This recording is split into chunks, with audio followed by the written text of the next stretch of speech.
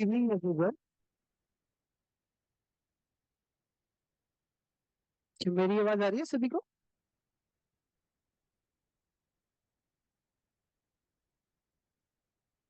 जी okay.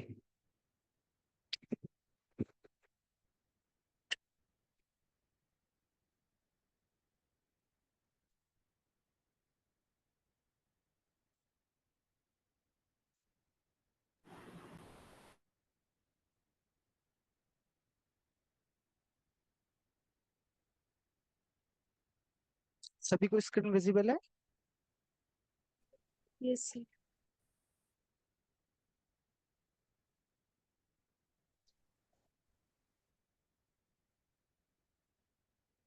Okay जी, कोई unmute करके एक बार बोलिए जरा। हाँ। हाँ जी सर, विजिबल है। हाँ जी, आवाज नहीं आ रही आपकी। विजिबल है सर। अच्छा। ओ, मेरा स्पीकर बंद हो गया। Just a minute. कब आएगी? शाबाश, म्यूट कर दो। ओके जी, तो कल हमने कुछ बेसिक आपको बता दिया था कि जैसे किसी कॉम्प्लेक्स नंबर का हम आर्ग्यूमेंट कैसे निकालेंगे, इस पे बात कर ली थी। कॉम्प्लेक्स एनालिसिस क्यों इंपॉर्टेंट है, इस पे बात कर ली थी।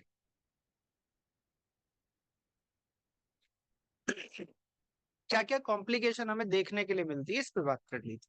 ठीक है, तो जैसे केवल क्वेश्चन पूछ रहे हैं why theta minus pi to pi में हो तो वन की image one and theta 0 to 2 pi में हो तो -1 कैसे मिलेगा when f z equal to square root z हो। आप बताओ। जब 0 से 2 पाई लोगे तो सिंगल वैल्यूड बनाने के लिए या तो 0 पे ओपन रखोगे या 2 पाई पे ओपन रखोगे। करेक्ट। अब तुम जब -1 पे जाओगे या 1 पे जाओगे तो तुम किससे जाओगे? या तो जाओगे तुम 2 पाई से या जाओगे 0 से। तुमने 0 इंक्लूड करा है तो √1 आपको 1 वैल्यू देगा, और आपने 2 पाई ऐड करा है तो आपको -1 वैल्यू मिलेगी। -पाई से 0 पर जा रहे हैं तो वैल्यू क्या मिलेगी, कौन बताएगा? यदि हमने प्रिंसिपल आर्ग्यूमेंट अपना -1 से 1 -पाई से पाई डिफाइन करके रखा, then what will be the value of √1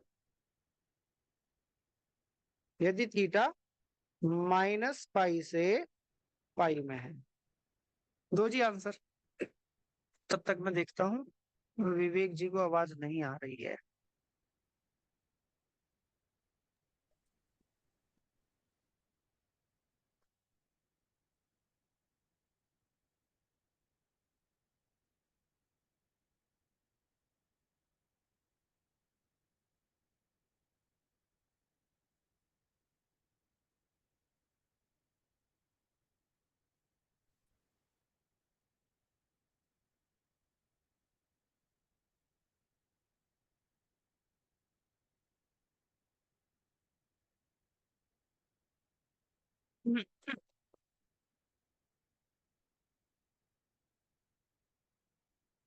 हाँ जी विवेक, आवाज आ रही है अब आपको?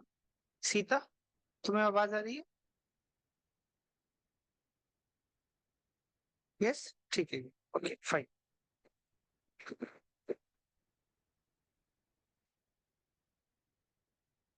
ठीक है जी, तो वैल्यू क्या होगी हमारे पास? यदि मैं इसे -पाई से पाई के बीच में लेकर चलूं तो what will the value of √1? √1 theta कितना अप्रोच करेगा आपको ये बताना है, 0 या 2 पाई? क्या 2 पाई कर 0। सकता है -पाई से पाई में? No no. सर। सर। तो 0 कर सकता है कि नहीं कर सकता? बिल्कुल यस सर। कर सकता है, और जब 0 करेगा तो वैल्यू कितनी आएगी? वैल्यू आएगी आपके पास 1, ना कि -1। बात समझ में आ गई? ठीक है। बेसिकली होता क्या है, मैंने आपको कल एक छोटा सा पॉइंट बताया था, ब्रांच पॉइंट की बात कर रहे थे। तो जब हम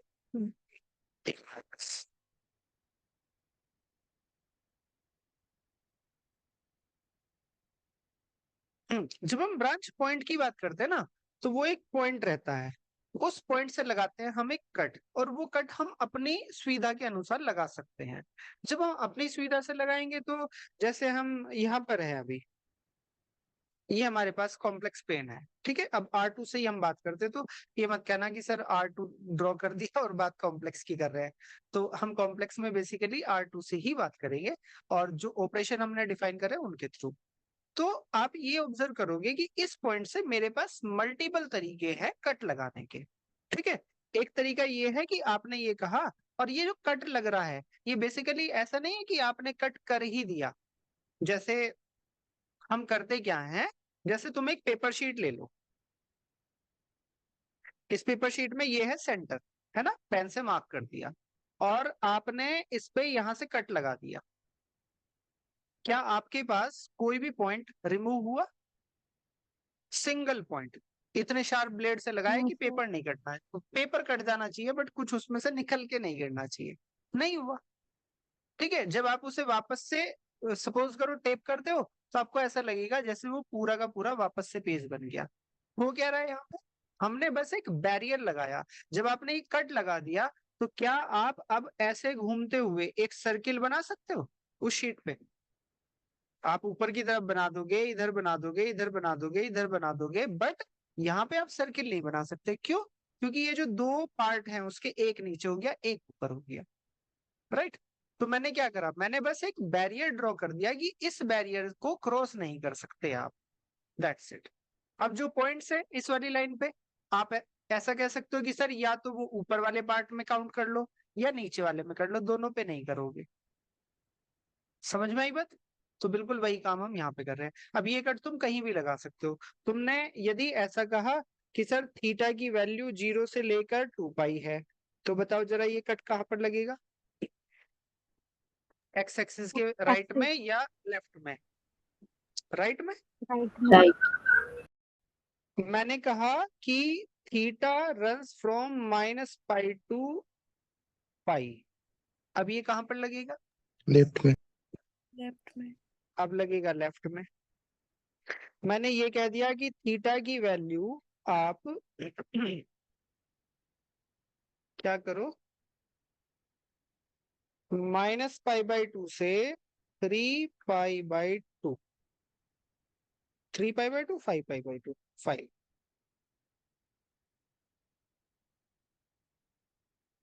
5 में से 1 गया 4, हाँ ठीक है जी। ये लो, अब कहाँ लगेगा? नीचे। -6। अब लगेगा यहाँ पर, ठीक है।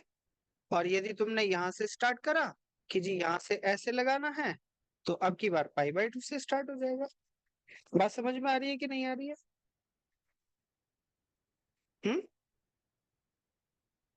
ये यहाँ पे 3 ही आएगा, ये गलत लिख दिया मैंने क्योंकि माइनस होके वो प्लस का हो जाएगा ना। यहाँ पे आएगा 5 पाई/2, करेक्ट है। तो अब आपने कहाँ लगा दिया? अब लगा दिया यहाँ पर। सारों में जैसे चाहे तुम इसमें जा रहे हो, तुम इसमें जा रहे हो, तुम इसमें जा रहे हो, तुम इसमें जा रहे हो। बताओ इसके अंदर जब √1 की वैल्यू निकालोगे कितना आएगा? √1 फर्स्ट वाले में कितनी वैल्यू देगा, सेकंड वाले में कितनी, थर्ड वाले में कितनी, फोर्थ वाले में कितनी? बोलो। 1। सेकंड वाले में भी कितनी देगा? 1। थर्ड वाले में कितनी देगा? -1। यहाँ पे आपके पास 2 पाई आएगा या नहीं आएगा, ये बताओ पहले। -पाई/2 से चलते हुए, जब -पाई/2 से चलोगे इसका मतलब क्या है, कहाँ से चलना स्टार्ट करा? फोर्थ वाले क्वाड्रेंट से चलना स्टार्ट करोगे ना, यहाँ से, और ऐसे घूम के आओगे तो यहाँ पे क्या आएगा? 0 आएगा, 2 पाई? 0। 0। तो फिर से वैल्यू कितनी होगी? 1। और जब तुमने ये कहा कि पाई/2 से 5 पाई/2, अब पाई/2 ये रहा यहाँ से, और यहाँ से चलना शुरू करा ऐसे, तो यहाँ पे 0 आएगा या 2 पाई आएगा? 2 पाई। तो वैल्यू कितनी मिलेगी? -1। माइनस। हर बार आपको एक एक की वैल्यू मिल रही है कि नहीं मिल रही है? राइट, बट कभी 1 मिल रही है, कभी 1 मिल रही है, डिपेंड कर रहा है कि थीटा कौन सी वैल्यू ऑब्टेन कर सकता है। Is it clear to everyone? Sir एक बार एक्सप्लेन कर दीजिए और। कल वाली क्लास में थे आप या नहीं? No sir. हाँ जी। और ना ही आपने देखी होगी क्लास। हम्म। जो भी क्लास हुआ करे और बाय द वे वो छूट जाए, लगभग 1 से 1.5 घंटे के बाद वो अवेलेबल हो जाती है। ये मैं नेक्स्ट के लिए बता रहा हूँ, क्योंकि अभी तो चीजें कम हुई हैं। कम क्या, कुछ भी नहीं हुई, ये सारी चीजें वापस से आएंगी भी। बट यदि नेक्स्ट में ऐसा हुआ कि कोई क्लास मिस हो गई और आपने वो देखा नहीं, तो आप नेक्स्ट वाले लेक्चर में कनेक्ट नहीं कर पाएंगे। ठीक है। हाँ, कोई बात नहीं, अभी इस वाले सारे पॉइंट को मैं आपको दोबारा से प्रॉपरली समझाऊंगा। कल तो मैंने आपको एक ओवरव्यू दिया था कि कॉम्प्लेक्स एनालिसिस काम करता कैसे है, कौन कौन सी चीजें ऐसी है जिसमें मुझे ध्यान रख के चलना चाहिए, कि कौन से पार्ट इसमें मुझे इंटरेस्टिंग मिलेगा, रियल से कैसे कनेक्ट होगा। कल इन सब चीजों का जवाब दिया। ठीक है। तो आज मैं बिल्कुल बेसिक से स्टार्ट कर रहा हूँ दोबारा से, अलजेब्रा ऑफ कॉम्प्लेक्स नंबर। ठीक है, ये सारी चीजें दोबारा से आपके पास आएंगी, वापस से मैं समझाऊंगा अभी। तो जब हमारे पास कोई कॉम्प्लेक्स नंबर मिलता है, ठीक है, हम बात कर रहे हैं अभी इस वाले सेट की, सी की। हम वेक्टर स्पेस में पढ़ के आए हैं कि सी ओवर सी एक वेक्टर स्पेस बनाता है। ऐसे ही R2 ओवर R भी एक वेक्टर स्पेस बनाता है। बट C और R2 को हम पैरेलली एक साथ देख लेते हैं कि C में बात कर रहे हैं तो हम R2 में बात करते हैं, R2 में बात कर रहे हैं तो उसे हम C मानकर चल रहे हैं, तो सारी की सारी चर्चा R2 में होगी। अब R2 में जब चर्चा होगी तो हमें ये भी देखना पड़ेगा कि जैसे C और R2, C में कॉम्प्लेक्स नंबर आ रहे हैं, R2 के अंदर आपके पास ऑर्डर्ड पेयर आ रहे हैं। ठीक है, कोई बात नहीं बेटा, अभी बता रहा हूँ ना मैं, आप ध्यान से सुनो। कहीं पे अब नहीं समझ पाए तो अब इससे आगे की बातें डिस्कस कर रहे हैं। ठीक है, अब कल वाला छोड़ दो, सब कुछ बिल्कुल जीरो से स्टार्ट कर रहा हूँ। तो C और R2, तो यहाँ पे हमें ये भी देखना होगा कि C और R2 के बीच में मैं कैसे रिलेशन एस्टेब्लिश कर सकता हूँ, जिससे कि सारा का सारा काम मैं R2 के थ्रू कर सकूं। ठीक। तो जब मेरे पास कोई भी कॉम्प्लेक्स नंबर मिलता है तो वो मेरे पास मिलता है A प्लस आयोटा B, जहां पे जो A है और जो B है वो इटसेल्फ रियल से आते हैं, या ये भी कॉम्प्लेक्स से आ सकते हैं। रियल से। हम्म, रियल से। रियल से आते हैं, ये बिल्कुल फिक्स है। इसीलिए कहीं ना कहीं हम ए और बी का ऑर्डर्ड पेयर बना के उसे R2 में ले जाकर वहां पे दिखा देते हैं कि आपने मुझे कोई नंबर दिया तो मैं उसके करस्पॉन्डिंग एक ऑर्डर्ड पेयर लेकर आ जाऊंगा, और एक ऑर्डर्ड पेयर दिया तो मैं उसके करस्पॉन्डिंग आपको एक कॉम्प्लेक्स नंबर दिखा दूंगा। तो बेसिकली सी से लेके R2 पे बन तो जाती है one one map, but one one map बनने के बाद भी मेरे पास जो सी के ऑपरेशन है और R2 के ऑपरेशन है, दे आर डिफरेंट।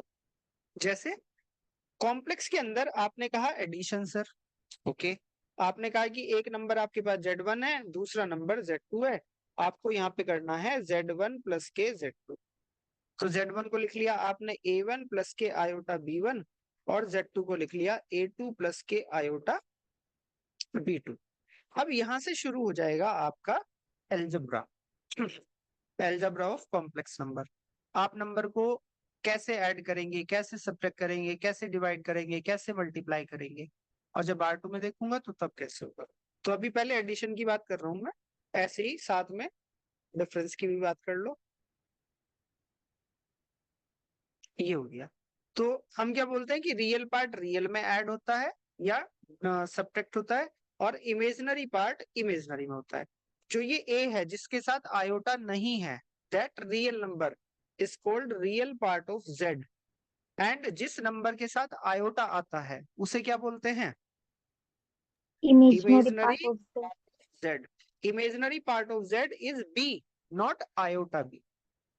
ठीक है, आयोटा के साथ होने की वजह से मुझे पता चल गया कि उसे मैं इमेजिनरी पार्ट कहूंगा। तो रियल रियल के साथ, इमेजिनरी इमेजिनरी के साथ।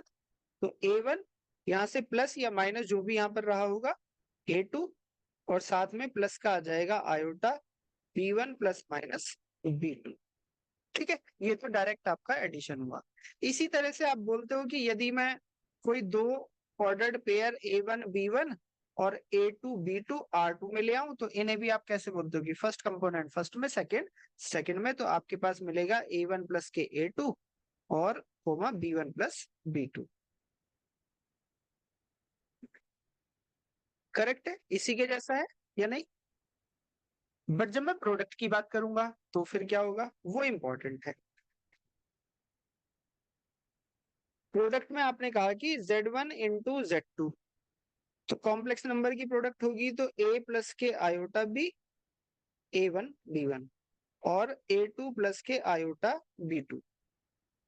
और यहाँ पे मैं सिंपल जैसे प्रोडक्ट करता हूँ ऐसे ही करूंगा कि A1 की फर्स्ट वाले में तो A1 A2, फिर A1 की सेकंड वाले में तो आयोटा A1 B2, फिर आयोटा B1 की पहले में तो आयोटा B1 A2 और फिर आयोटा की आयोटा में तो हो जाएगा -1 और यहाँ से B1 B2। ठीक है, तो यहाँ से हुआ A1 A2 माइनस के B1 B2,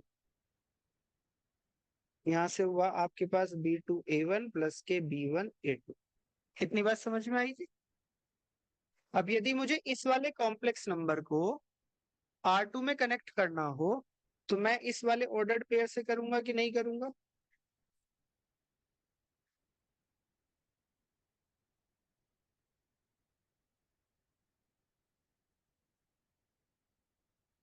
बताइए, इसी वाले ऑर्डर्ड पेयर से होगा कि नहीं होगा? हाँ जी सर। Yes sir. Z1 किससे हो रहा था? Z1 हो रहा था A1 B1 से, और Z2 किससे हो रहा था? A2 B2 से। यदि मैं R2 के अंदर दो ऑर्डर्ड पेयर लेकर आता हूं तो मैं तो वहां पे उन्हें वेक्टर बोल के चलता हूँ, और उन वेक्टर्स को मैं बोलता हूँ टू टपल, और टू टपल के दो वेक्टर लेके यदि प्रोडक्ट कर दो तो मुझे तो डॉट प्रोडक्ट ही ध्यान आती है। बात सही है कि नहीं है? बट डॉट प्रोडक्ट करूंगा तो वापस से मुझे रियल नंबर मिलेगा, मुझे एक वाला नंबर तो मिलने से रहा। तो इसलिए यहाँ पे क्या करा जाता है कि जब आप R2 को C से कंपैरिजन कर रहे हैं तो R2 में दो नंबर्स या दो वेक्टर्स की प्रोडक्ट को आप यहाँ पे डिफाइन करते हैं कि जो प्रोडक्ट है ये आपकी इस तरह से डिफाइन करी जाएगी। तो ये जो R2 है ये कैसा हो जाएगा, ये C के आइसोमॉर्फिक हो जाएगा। करेक्ट। और ये जो अब R2 ओवर R है ये क्या बन जाएगा, जैसे C आपके पास फील्ड होता है ये भी आपके पास अब फील्ड बन जाएगा। समझ में आ गई जी बात? क्योंकि फील्ड के पास दो बाइनरी ऑपरेशन होते हैं, राइट? एक एडिशन का, एक मल्टीप्लिकेशन का। तो यहाँ पे मल्टीप्लिकेशन मुझे रीडिफाइन करना पड़ता है। Is it clear to everyone? अब मैं R2 को C से पूरा का पूरा कनेक्ट करके देख सकता हूँ। एक और बात होती है कि मुझे कॉम्प्लेक्स नंबर की जरूरत क्यों पड़ी, वाई? ये जो पूरा का पूरा मेरा नंबर सिस्टम है ये डेवलप कैसे हुआ? तो सबसे पहले हमारे पास कौन से नंबर्स आए थे? Natural number, counting number. Natural number, है ना? लिखा हुआ है कि जो नेचुरल नंबर हैं वो बनाए हैं गॉड ने, और उसके बाकी का सारा काम किसने करा है? इंसान ने। क्योंकि जो हम काउंटिंग कर रहे हैं, है ना, काउंटिंग करने के लिए हमें नंबर्स दिए गए, वो दिए गए नेचुरल। और फिर जो आगे का डेवलपमेंट है वो सारा का सारा हुआ इक्वेशन बेस्ड, कि इस इक्वेशन का आंसर क्या है। जैसे आपने मेरे से कहा कि आपके पास एक इक्वेशन है x-1 और मुझे करना है इसे इक्वल टू 0, तो आप मुझे बताइए x की वैल्यू क्या आएगी? आप कहोगे x की वैल्यू 1 आएगी। एंड सबसे इंपॉर्टेंट बात क्या है कि मैं जितनी भी इक्वेशन लिखूंगा, ऑल द इक्वेशन, उन सबके जो कोएफिशिएंट रहेंगे वो आपके नेचुरल रहेंगे, या फिर बहुत ज्यादा आगे बढ़ जाऊंगा तो मैं इंटीजर्स कह।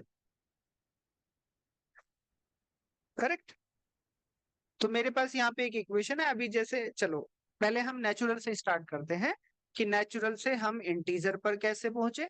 ठीक है, फिर इंटीजर से हम रेशनल पे कैसे पहुंचे, क्यू पे, फिर हम क्यू कॉम्प्लीमेंट पे कैसे पहुंचे, फिर हम आर पे कैसे पहुंचे, और फिर हम सी पे कैसे पहुंचे। हमारे पास एक इक्वेशन है जिसके सारे के सारे कोफिशिएंट कहाँ से हैं? नेचुरल से हैं, और हमें निकालना है उसका सॉल्यूशन। तो हमने लिखा x plus some natural number is equal to 0। तो हमारे पास क्या मिलेगा? माइनस के मिल जाएंगे सारे के सारे नंबर। ये सुनो, यस तो क्या होगा? Yes sir. केवल और केवल नेचुरल नंबर के सेट से आपको सारी इक्वेशंस के रूट, और लीनियर इक्वेशंस की बात कर रहे हैं, उनके रूट नहीं मिल सकते, तो आपने कहा कि नेचुरल के साथ आपको माइनस भी ऐड करना पड़ेगा। और यदि आपने x इक्वल टू 0 रखा तो इसे सेटिस्फाई करने के लिए आपको 0 ही मिलेगा। तो कुल मिला के नेचुरल से होल पे आ गए, होल से कहां पर आ गए, इंटीजर्स पे आ गए। इंटीजर्स। अब आगे चली बात कि चलो ठीक है, अब तुम ऐसा करो, इंटीजर कोफिशिएंट ले लो, और फिर उससे जो सॉल्यूशन मिलेंगे क्या वो वापस से इंटीजर मिलेंगे कि नहीं मिलेंगे। तो बात करी गई कि जी ये ले लो 2x माइनस 1, इसके लिए आप मुझे एक ऐसा नंबर बताओ कि ये इक्वल टू 0 हो जाए। तो क्या इंटीजर में कोई नंबर मिलेगा ऐसे? डेफिनेटली। आंसर है no। तो फिर मेरे पास कैसे नंबर आए? फिर मेरे पास आए, क्योंकि ये इंटीजर है और ये भी इंटीजर है, इंटीजर अपॉन इंटीजर टाइप के नंबर। ठीक है, और इस सेट में वो नहीं है, तो ये वाला सेट एक्सटेंड होके क्या बना, ये बन गया Q। सही है जी, इतनी बात। अब Q से आगे चले। अब मेरे पास कोई ऐसी इक्वेशन दी गई, अभी तो हम लीनियर तक थे, अब हम आ गए क्वाड्रेटिक पे या आपको नॉन लीनियर इक्वेशन पे। हमने कहा कि एक हमने आपको पॉलिनोमियल दिया, लेट अस से एक्स स्क्वायर, और साथ में दे दिया आपको माइनस के 2। इस वाली इक्वेशन के लिए मुझे रूट निकालने हैं, इसके जो कोएफिशिएंट है वो कहां से है, रेशनल से है कि नहीं है, या आप मान लो कि इंटीजर से ही है। करेक्ट। इस इक्वेशन का रूट क्या रेशनल के सेट में आपको मिलेगा कोई भी? No No. सर। तो यहां से आपको क्या मिला, यहां से मिल गए आपके पास प्लस माइनस के √2। ठीक है, तो मतलब Q से भी बड़ा सेट मुझे चाहिए यदि मुझे इक्वेशन Q के कोफिशिएंट से है और फिर मुझे आंसर निकालना है, तो वो Q से बाहर भी जा सकता है। Q से बाहर गया तो Q कॉम्प्लीमेंट, तो Q और Q कॉम्प्लीमेंट मिलके मेरा बन गया पूरा R। अब बात करें कि क्या आप कोई इंटीजर कोफिशिएंट या रेशनल कोफिशिएंट के साथ इक्वेशन लें तो क्या सारे के सारे ही सॉल्यूशन आपको कहां पर मिलेंगे, R में मिल जाएंगे? फिर से जवाब आया नहीं। किस लिए? क्योंकि हमने एक इक्वेशन बनाई x square plus 1 is equal to 0, इसके लिए हम x ढूंढना चाहते हैं। क्या रियल में कोई भी x मिलेगा? No. No sir. नहीं मिलेगा। तो यहां से आपको ये पता चला कि x is equal to plus minus के स्क्वायर रूट माइनस 1। अब तक जो बात हो रही थी वो हो रही थी कि स्क्वायर रूट के अंदर कोई भी नंबर नेगेटिव नहीं आ सकता है। अब नेगेटिव की जगह क्या आएगा, पॉजिटिव, क्योंकि मेरे पास जो नंबर है वो दो ही टाइप के हैं, तीन टाइप के मान लो, या तो 0 है, या फिर पॉजिटिव है, या फिर नेगेटिव है, जब मैं रियल की बात करता हूँ। तो पॉजिटिव और 0 वालों की तो बात हो गई, अब बचे नेगेटिव वाले। तो नेगेटिव वाले के लिए जो स्क्वायर रूट माइनस 1 है, इसे डिफाइन करा गया आयोटा। स्क्वायर रूट माइनस 1 को डिफाइन करा गया आयोटा। ये बात समझ में आई आपको या नहीं? हाँ सर। यस इस सर। वाली वैल्यू और इसके बाहर जो ये प्लस माइनस है वो उसके बाद आए। ठीक है, ना कि स्क्वायर रूट माइनस 1 की वैल्यू आपको 2 मिलेंगी कि प्लस माइनस आयोटा। फिर से वही क्वेश्चन आ जाएगा जो हम कल कर रहे थे, स्क्वायर रूट माइनस 1 किसके बराबर है, आयोटा के या माइनस आयोटा के? Iota. आयोटा के। आयोटा। फिर से वही आयोटा। बात आएगी कि इसका जो आर्ग्यूमेंट है वो आप कैसे काउंट कर रहे हो। आपने यदि एक बार राउंड लगाया तो आपको पाई मिला, आप एक बार और राउंड लगा कर आ गए तो आपके पास क्या मिला, 3 पाई, फिर आप एक बार और लगा कर आ गए तो 5 पाई। तो आपको वैल्यू क्या मिलेगी, एक बार आयटा, एक बार माइनस आयटा, एक बार आयटा, एक बार माइनस आयटा। तो हम क्या करेंगे, माइनस पाई से पाई में रहेंगे, माइनस पाई से पाई में रहेंगे तो हमें वैल्यू क्या मिलेगी, पाई या 3 पाई? पाई। कितने मिलेंगे, पाई। और जब हम पाई करेंगे तो e to the power iota pi by 2, तो कोस पाई बाई 2 प्लस क्या iota sine by pi pi by 2, तो क्या मिल जाएगा, आयोटा मिल जाएगा। ठीक है, तो यहां से मेरे पास मिला ये, और फिर ये कहा गया कि अब आपके पास जो भी नंबर मिले, जैसा भी मिले, यदि स्क्वायर रूट में नेगेटिव नहीं है तब तो कोई समस्या है ही नहीं, और जब नेगेटिव आएगा तो नेगेटिव वाले पार्ट से तो आप कर दो बाहर आयोटा, और जो आपके पास पॉजिटिव मिलेगा उसका स्क्वायर रूट लेके नंबर लिख दो। जैसे हमने बात करी माइनस के 4 का स्क्वायर रूट, तो इसे हमने कैसे लिख लिया, -1 इंटू में 4। करेक्ट। क्या गया मेरे पास, √4 की वैल्यू आ गई 2 और इसकी वैल्यू आ गई मेरे पास आयोन, तो वैल्यू क्या हो गई मेरे पास 2 आयोन। Is it clear? अब फिर से यहाँ पे वही बात हो रही है, जो √4 है उसकी वैल्यू +-2 नहीं है, +2 है। √-1 है उसकी वैल्यू ± आयोटा नहीं है, आयोटा है। तो क्या हुआ, आपके पास मिल गया 2 आयोटा। तो इस तरह से तो मेरा कॉम्प्लेक्स नंबर का रहा डेवलपमेंट। उसके बाद कॉम्प्लेक्स नंबर को हम R2 में कैसे दिखाते हैं, उसके लिए मैंने आपको यहाँ पे बताया, जो एडिशन है वो आपका सिंपली डिफाइन हो जाता है, उसमें कोई दिक्कत नहीं होती। बट जो मेरी मल्टीप्लीकेशन है, जब कॉम्प्लेक्स में करोगे तो वो आप आराम से कर पाओगे, बट जब आप R2 के वेक्टर्स के साथ कर रहे होगे तो आपको उसे रीडिफाइन करना होगा। Is it clear to everyone? ठीक है। Clear sir. अब यहां से आगे बात करते हैं, जैसे जब मेरे पास कोई फील्ड रहता है तो हम हमेशा फील्ड में every non zero element have multiplicative inverse, इसकी बात करते हैं कि नहीं करते? Yes sir. जैसे जब फील्ड के अंदर कोई भी एलिमेंट लेकर आ रहे हैं, देखो यहाँ पे पता इंपॉर्टेंट चीजें क्या है। जैसे फील्ड के अंदर आप कोई भी एलिमेंट लेकर आए तो वो आपको कैसा दिखाई देगा, कोई स्केलर, यस और no? Yes sir. Yes sir. But जब R2 के अंदर कोई एलिमेंट लेकर आ रहे हैं वो कैसे दिखाई देगा, ऑर्डर्ड पेयर। बट काम वो भी तुम्हारा किसी कॉम्प्लेक्स नंबर के साथ ही कर रहा है, तो फिर मैं कैसे निकालूंगा?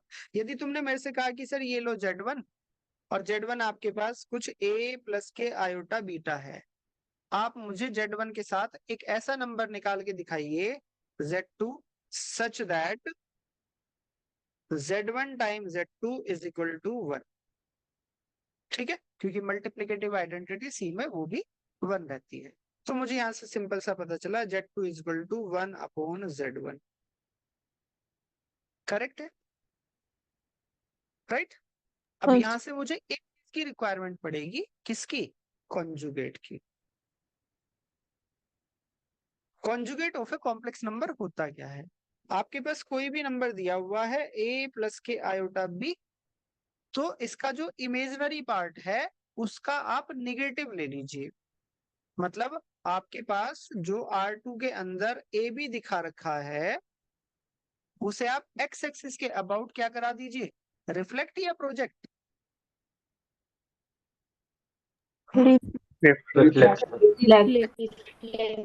रिफ्लेक्ट। तो आपके पास a माइनस बी मिल जाएगा, मतलब माइनस बी है तो b बन जाएगा, b है तो माइनस बी बन जाएगा, यानी कि आपके पास एक दूसरा नंबर मिलेगा जो a प्लस आयोटा b का रिफ्लेक्शन होगा, तो वो मिलेगा आपके पास कॉन्जुगेट, और उसे डिनोट करेंगे ऐसे।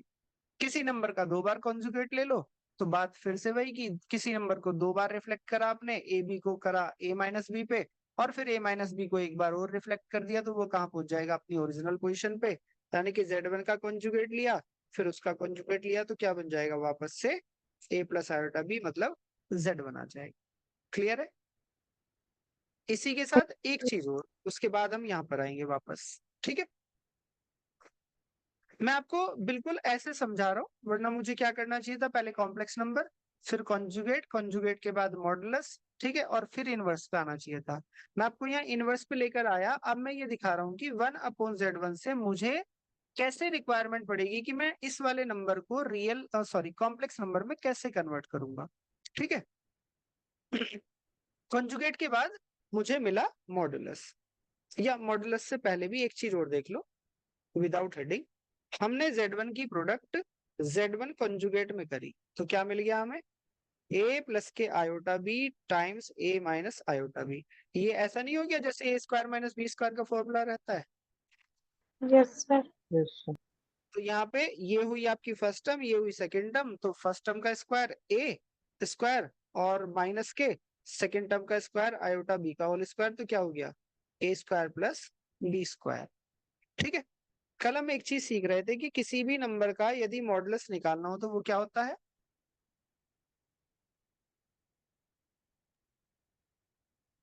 वो होता है आपके पास स्क्वायर रूट रियल पार्ट का स्क्वायर प्लस के इमेजिनरी पार्ट का स्क्वायर। करेक्ट है? जो रियल पार्ट है वो मेरा कितना है a, इमेजिनरी पार्ट कितना है b। तो यदि मैं यहां से देखूं तो मॉड Z1 का स्क्वायर इज इक्वल टू क्या हो गया, a square plus b square, but अभी अभी तो आपने कहा कि a square plus b square किसके बराबर होगा, z1 इंटू z1 बार क्यूब।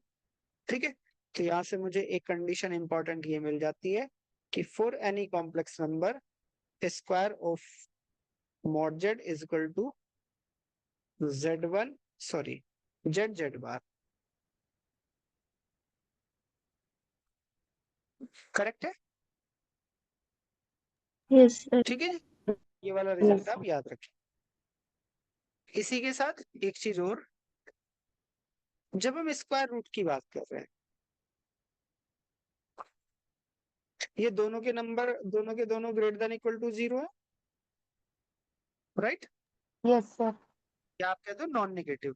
तो यदि मैं इनमें से एक भी हटा दूं तो मुझे क्या मिलेगा, यदि एक भी मैंने हटा दिया तो ये वाली value greater than equal to हो जाएगी कि नहीं?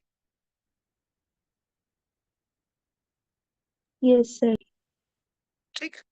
और यहां से जब मैं स्क्वायर रूट निकालता हूं तो यहां से, अब जब हम स्क्वायर रूट निकाल रहे हैं ए स्क्वायर लिखा है, ठीक है, तो यहां से हम बोल देते हैं कि real part of z, correct, यहां से imaginary part of z।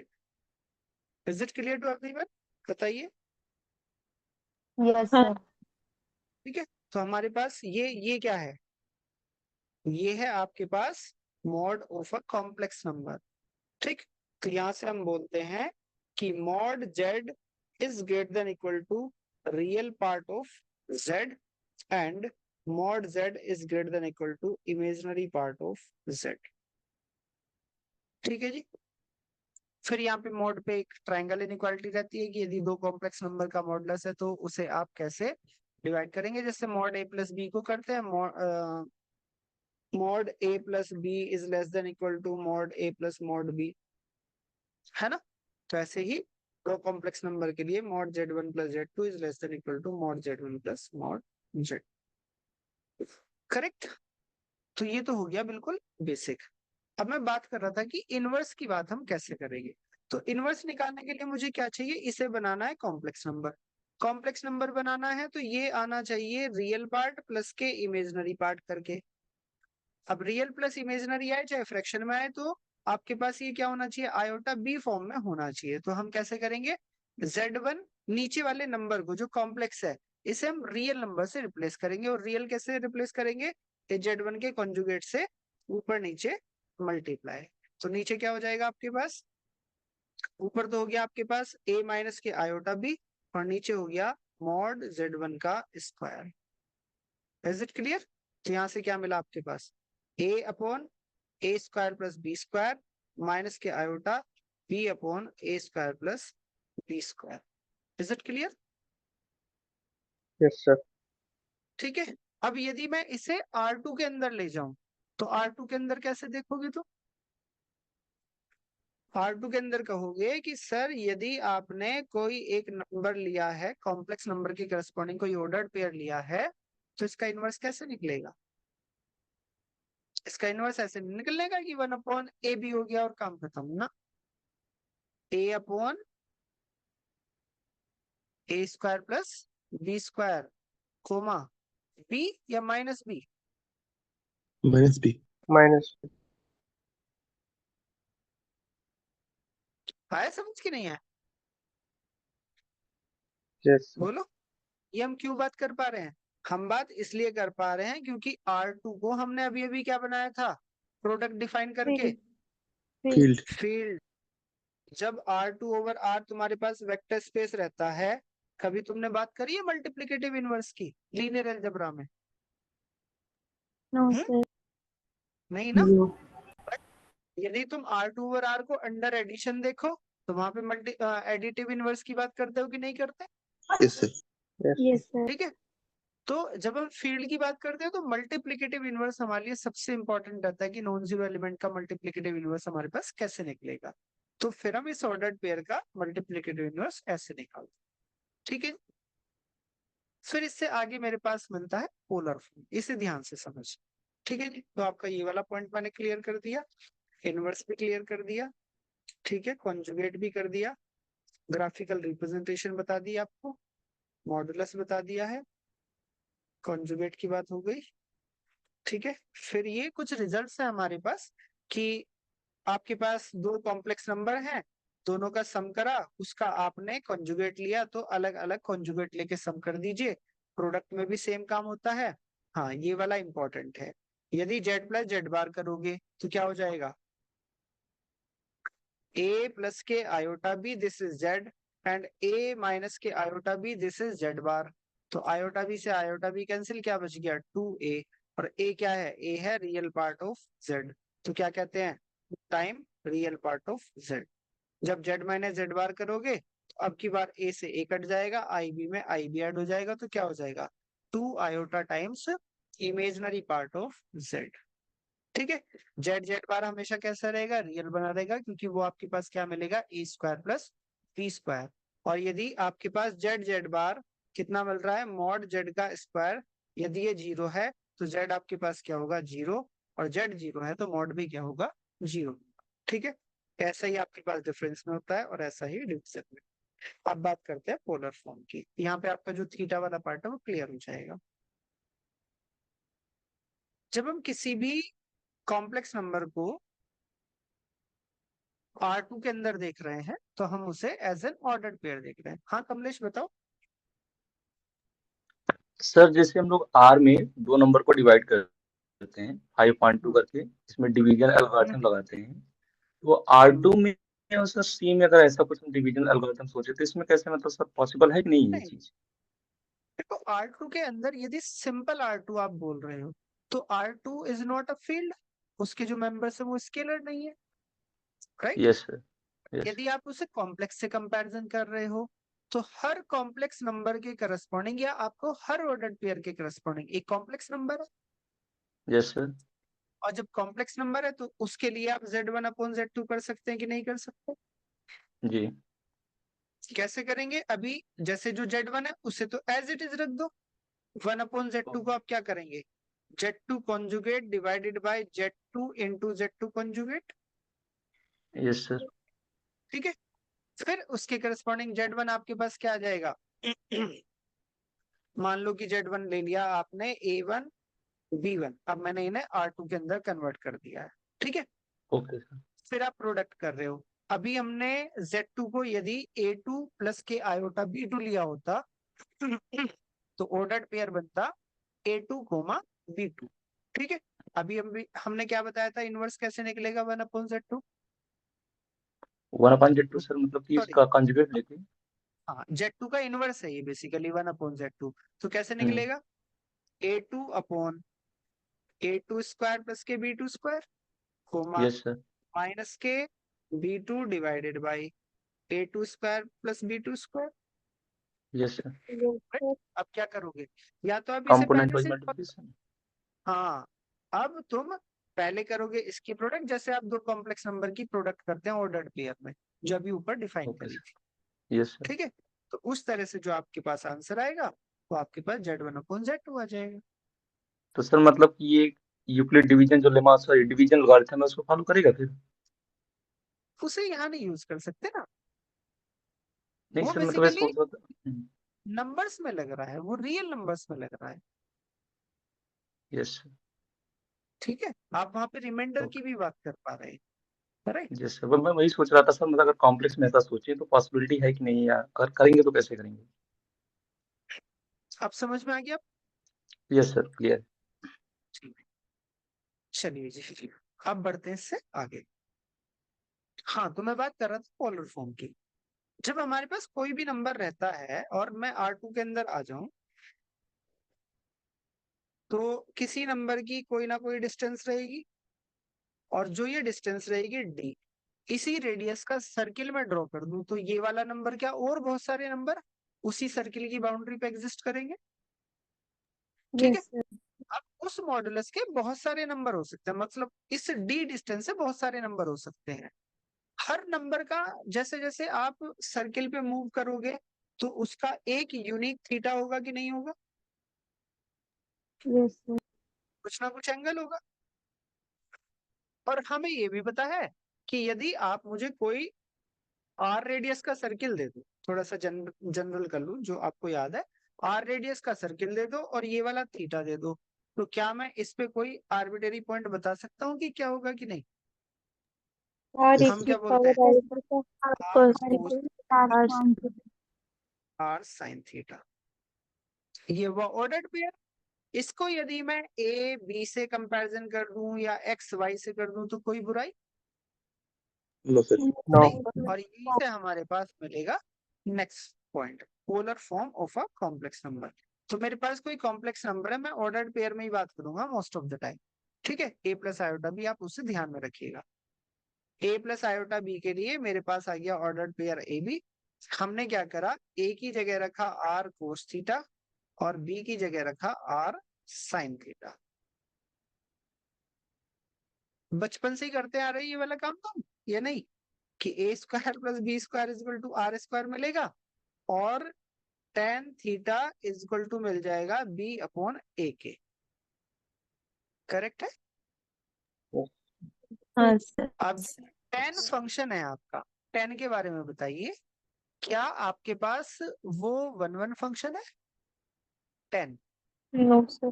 No sir. No sir. आपने मुझे सपोज करो यहाँ पे वन वैल्यू दे दी, तो क्या वन वैल्यू मुझे 45 डिग्री पे ही मिलेगी? नो No नहीं sir. सर। और किसी पे भी मिल सकती है ना, मल्टीपल पे मिल सकती है। बट जब मैं यहाँ से tan theta equal to b upon a, तो थीटा की मुझे मल्टीपल वैल्यूज मिलेंगी, उनमें से एक वैल्यू ले ली तो आपके पास बन जाएगा ये फंक्शन, ठीक है। फिर आप इसका इनवर्स ले सकते हैं, बट यदि आपने मल्टीपल वैल्यूज ली तो फिर आपके पास होती है समस्या। तो ये जो थीटा रहता है, इस थीटा को हम बोलते हैं argument of complex number z, ठीक है, जहां पे z equal to a plus iota. और ये जो r है, इसे अभी अभी हमने क्या कहा था, कॉम्प्लेक्स नंबर है, a square plus b square करोगे ये तो क्या होगा, r equal to mod z हो जाएगा कि नहीं?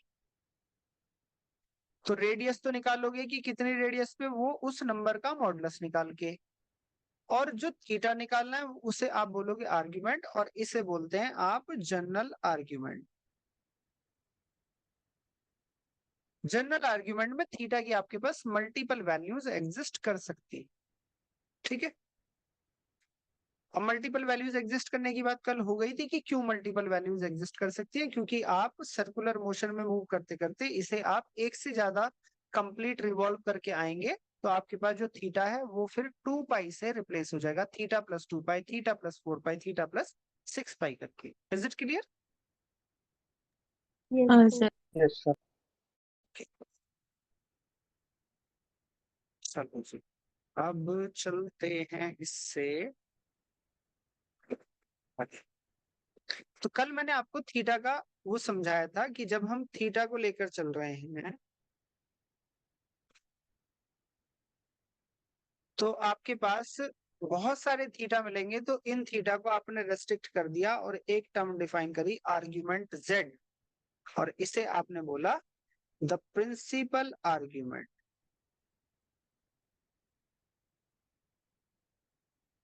और ये प्रिंसिपल आर्ग्यूमेंट बिल्कुल वेल डिफाइन करा गया कि यहां से यहां तक ही होगा, मतलब 2 पाई के एंगल में सारे एंगल कवर हो गए, थीटा की वैल्यू माइनस पाई से पाई।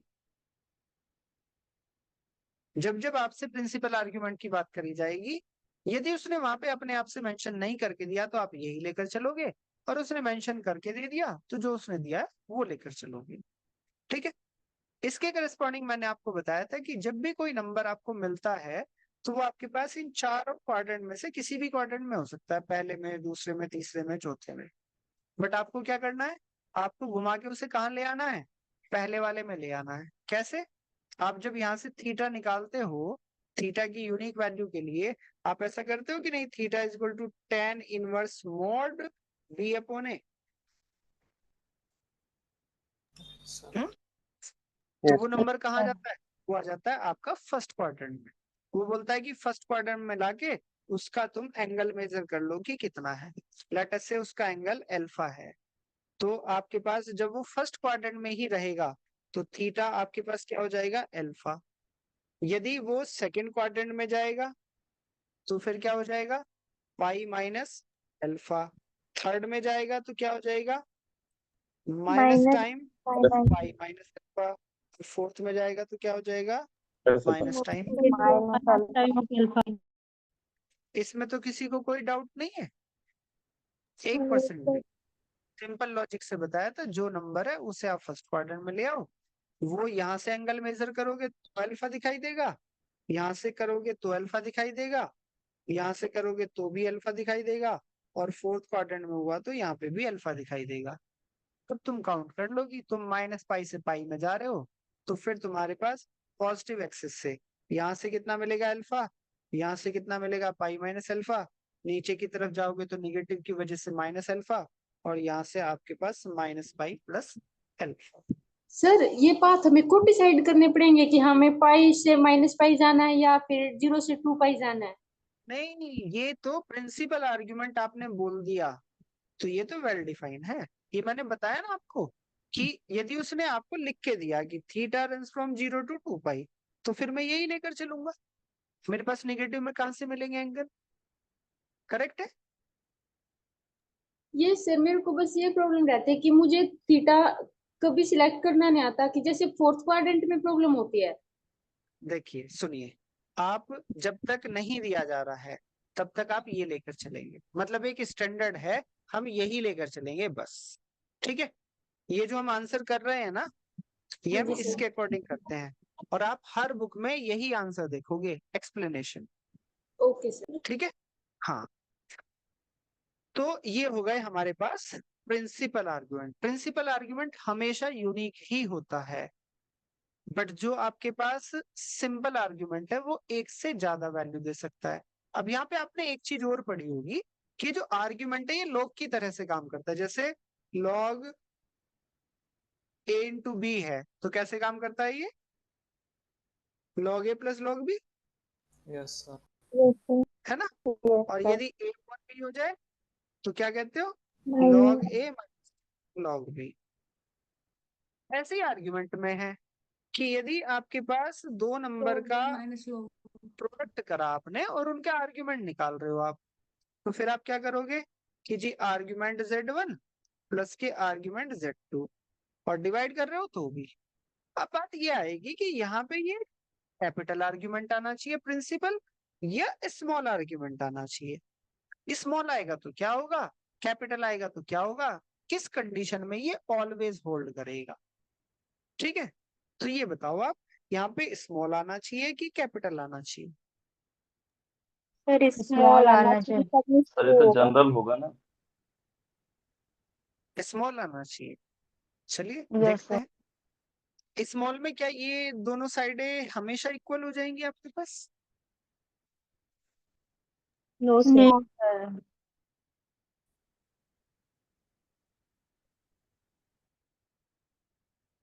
मॉडुलो सिस्टम 2 पाई, क्योंकि आपके पास मल्टीपल आर्ग्यूमेंट मिलेंगे यदि आपने जनरल लिया। अब मुझे क्या पता तुमने कौन सा आर्ग्यूमेंट लिया है, सही बात है या नहीं है? Yes sir. तो उसे क्या करूंगा, उसे 2 पाई पे रिड्यूस करूंगा, मतलब वो किसी ना किसी थीटा प्लस 2 पाई के बराबर आ रहा हो, थीटा प्लस 2n पाई, राइट? ये जो प्लस वाला है ये प्रिंसिपल वाला है, ये फेल करता है, यस सर? Yes, sir. कैसे बताओगे जरा? जैसे हमने थर्ड क्वाड्रेंट में दो नंबर ले लिए, minus iota and minus iota लिया, ठीक? तो माइनस आयोटा का आर्ग्यूमेंट कितना है, बोलो? माइनस आयोटा का प्रिंसिपल आर्ग्यूमेंट कितना है और जनरल आर्ग्यूमेंट कितना है? Principal -π/2 -π/2 and -π/2 in pi. और यहाँ तो माइनस पाई बाई 2 प्लस के 2n पाई, कुछ भी हो सकता है ना? Yes sir. तुम उल्टा घूमते हुए आ जाओ, तुम सीधा घूमते हुए आ जाओ, 2 चक्कर लगा के आ जाओ, है ना? कैसे भी। और फिर से यही मैं यूज कर रहा हूँ, तो हमने क्या करा, दोनों नंबर सेम लिए, माइनस आयोटा माइनस आयोटा। तो जब हम प्रिंसिपल सॉरी जनरल की बात कर रहे हैं तो माइनस आयोटा इंटू में माइनस आयोटा, क्या मिल गया आपको आर्ग्यूमेंट। माइनस आयोटा का स्क्वायर कितना होगा -1 -1। वैल्यू कितनी मिलेगी, -1 का आर्ग्यूमेंट कितना मिलेगा, 5 माइनस आयोटा पाई। माइनस पाई का पाई मिलेगा या नहीं मिलेगा, ओ सॉरी, पाई प्लस के 2n पाई, ठीक है ना। Yes sir. अभी हम जनरल की बात कर रहे हैं। अब जो -1 है उसका तो पाई में 2 पाई ऐड कर दो, 3 पाई भी हो जाएगा, 5 पाई भी हो जाएगा, माइनस पाई भी हो जाएगा, माइनस के 3 पाई भी हो जाएगा। बट हमें कहाँ चेक करना है, 2 पाई मॉडुलस पे। अब जरा इससे चेक कर लो, argument minus iota times minus iota is equal to argument -1, और यहां से आपके पास क्या मिला, कितना पाई। मिलेगा, पाई माइनस पाई, पाई। जरा इनका सम करना, आर्ग्यूमेंट माइनस आयोटा कितना मिलेगा, माइनस के पाई बाई 2 और फिर से माइनस के पाई बाई 2, तो कितना आया माइनस पाई, माइनस ठीक है। यहाँ पे आप कोई सा भी आर्ग्यूमेंट लेकर चल लो, माइनस पाई बाई 2 प्लस के 2n पाई टाइप का, फिर से minus pi by 2 plus 2n pi type का हो जाएगा, तो क्या हो जाएगा, पाई प्लस के 2n पाई टाइप का मिलेगा कि नहीं। हम्म, बोलो, पाई प्लस 4n पाई हो जाएगा, चलो कोई बात नहीं। पाई प्लस के 2n पाई प्लस के, सॉरी हाँ, प्लस के 2m पाई। अब बताओ ये मॉडुलो 2 पाई पे किसके बराबर होगा, पाई के बराबर हो जाएगी कि नहीं, और माइनस पाई के भी बराबर होगा कि नहीं होगा। Pi is congruent to minus pi over mod 2 pi, बोलिए। सर पाई ये इज नहीं कॉन्ग्रुएंट, समझ आया। हाँ, तो मॉडुलो सिस्टम याद हो तुम्हारे तो आएगा। बताओ ये दोनों चीजें सेम है कि नहीं है, यस सर। मीमांसा, पाई माइनस पाई की कॉन्ग्रुएंट है या नहीं है over modulo system 2 pi. Yes sir, pi plus pi 2 pi, अब डिवाइड करेंगे 2 पाई से तो रिमाइंडर 0 आएगा। 0 आएगा, तो क्या हुआ, कॉन्ग्रुएंट है कि नहीं है। यस सर है। तो वही उसने कहा था कि आप यहाँ पे इसका आर्गुमेंट जो मर्जी आप लेकर चलो जनरल में, बट जो आपके पास सम करके आएगा वो मॉडुलो 2 पाई पे आपको किसी ना किसी आर्गुमेंट के इक्वल जरूर मिल जाएगा। तो आपके पास ये वाला भी जो रहता है, ये ऐसा नहीं है कि डायरेक्ट आप यूज कर सकते हो कि argument z1 into z2 equal to argument z1 plus argument z2। ये हमें देखना पड़ेगा कि हम z1 z2 का आर्ग्यूमेंट कैसा ले रहे हैं, बट वो कॉन्ग्रुएंट आ जाएगा मॉडुलो सिस्टम पे। बट जो प्रिंसिपल वाला है उसके लिए हम बिल्कुल नहीं कह सकते, क्योंकि हम उस पर मॉडुलो लगा ही नहीं सकते, क्योंकि हमारे पास जो रेंज है वो तो हम जा ही 2 पाई तक रहे हैं। यदि 2 पाई के बाहर जा रहे हो तो फिर आप कहोगे कि उस पर 2 पाई का मॉड लगा के आप उसे न्यूट्रलाइज करके वापस से 2 पाई की रेंज में लेकर आओ। बात समझ में आई। जो मॉडुलो सिस्टम लगता है वो क्या करता है, वो बाहर वाले नंबर को बार बार उसी सेट में लेकर आता रहता है ना। और जब हमारे पास लेंथ ही ऐसी है जिसमें हम बाउंडेड वे में चल रहे हैं कि हम तो माइनस पाई से पाई में चल रहे हैं, तो हमें मॉडुलो सिस्टम वहां पे नहीं लगाना पड़ता, ठीक है जी। तो एक आपके पास पॉइंट हो गया ये वाला। तो अभी तक क्लियर है, आपको आर्ग्यूमेंट बता दिया, ठीक है। आपके पास कैसे आप आर्ग्यूमेंट निकालोगे, प्रिंसिपल आर्ग्यूमेंट बता दिया। अब इससे आगे क्या चलते हैं, अब इससे नेक्स्ट आता है आइलर्स फॉर्मूला, ठीक। इसका बहुत बार इंटरव्यू में प्रूफ पूछ लिया जाता है कि आइलर फॉर्मूला एस्टेब्लिश करो, e to the power iota theta cos theta plus iota sine theta कैसे हो। जब हम इसकी बात करते हैं एक्सपोनेंशियल फंक्शन की, e to the power x का एक्सपेंशन करते हैं, तो यहाँ x की क्या वैल्यू आ रही है, क्या इससे e की पावर x में कोई इंपैक्ट पड़ता है बिहेवियर में। नहीं सर। ये जो हम ओपन कर रहे हैं इस वाली सीरीज को क्या बोलते हैं, लॉग इसे बोलते हैं मैक्लॉरियन। टेलर में जब आपके पास मैक्लॉरियन, है ना। टेलर में जब आपके पास सेंटर 0 हो जाए तब वो मैक्लोरियन बन जाती है, बट ठीक है चलो टेलर भी बोल दो तो भी कोई दिक्कत नहीं। टेलर सीरीज जब भी ओपन होती है तो किसकी होती है? एक होती है आपके पास रिमाइंडर वाली, है ना, और एक होती है आपके पास जनरल टेलर।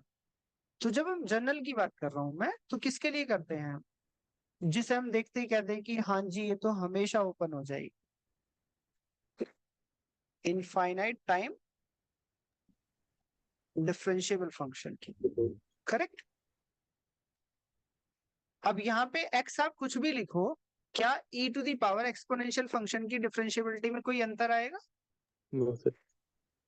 नहीं ना। तो यहाँ पे हमने क्या करा, एक बार तो रख दिया यहाँ पे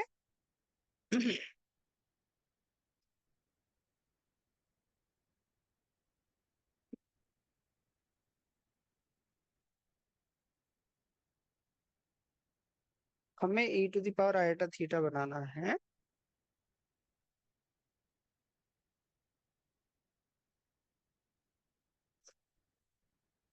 हाँ ठीक है।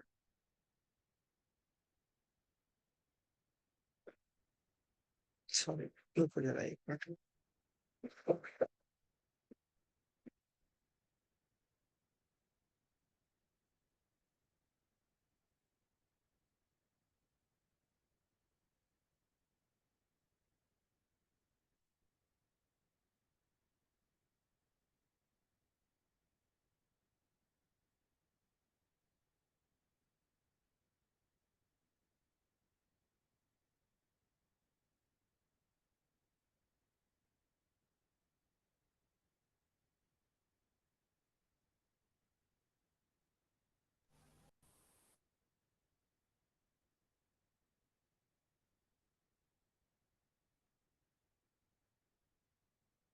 सही है।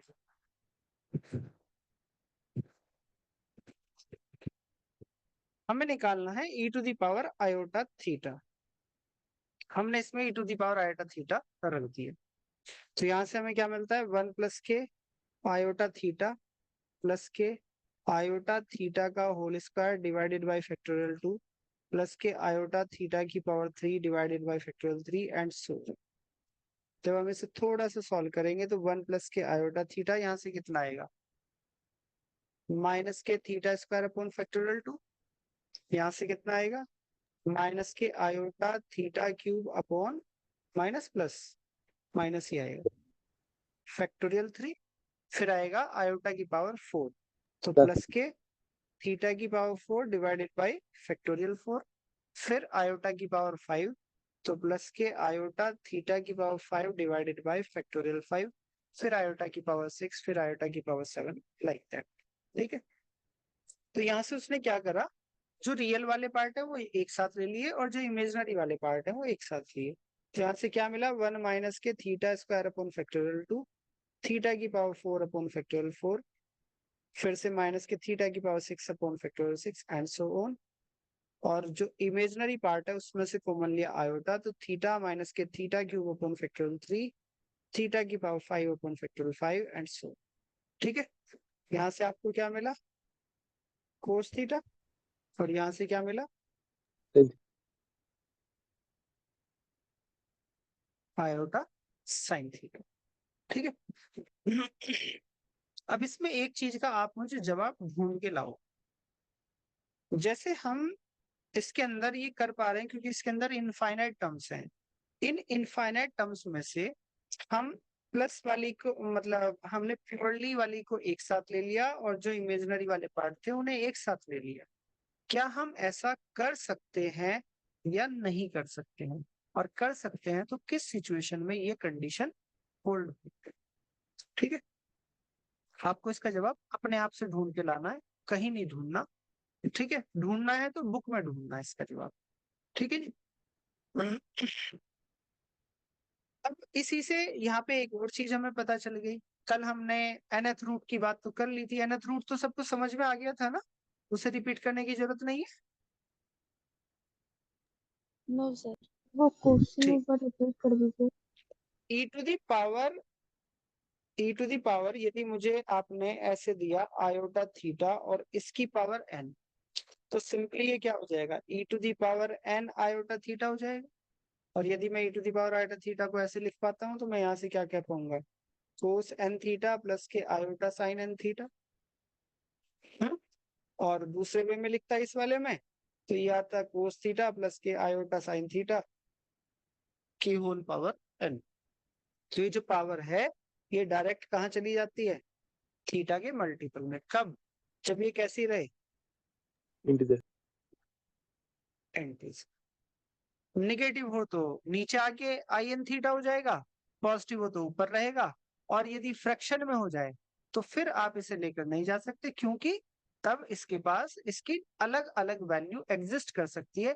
अब वो कौन सी वैल्यू एग्जिस्ट कर रही है, किस ब्रांच पे हैं आप, तब आपको ये देखना हो। ठीक है,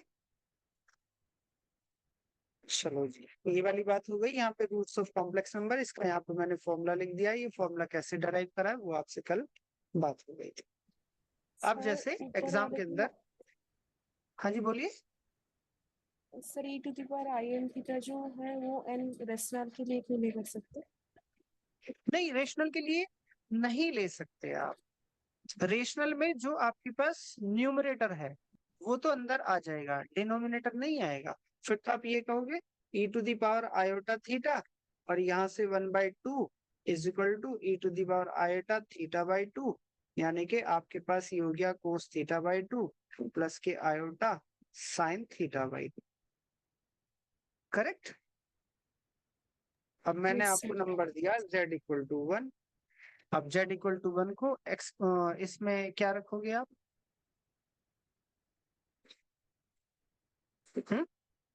तो जो e to the power iota theta है उसका मॉडुलस तो 1 ही होगा ना। तो मैं कोई भी मॉडुलस 1 का नंबर ले लेता हूँ। तो मुझे यहाँ पे आर्ग्यूमेंट कितना है, बोलिए।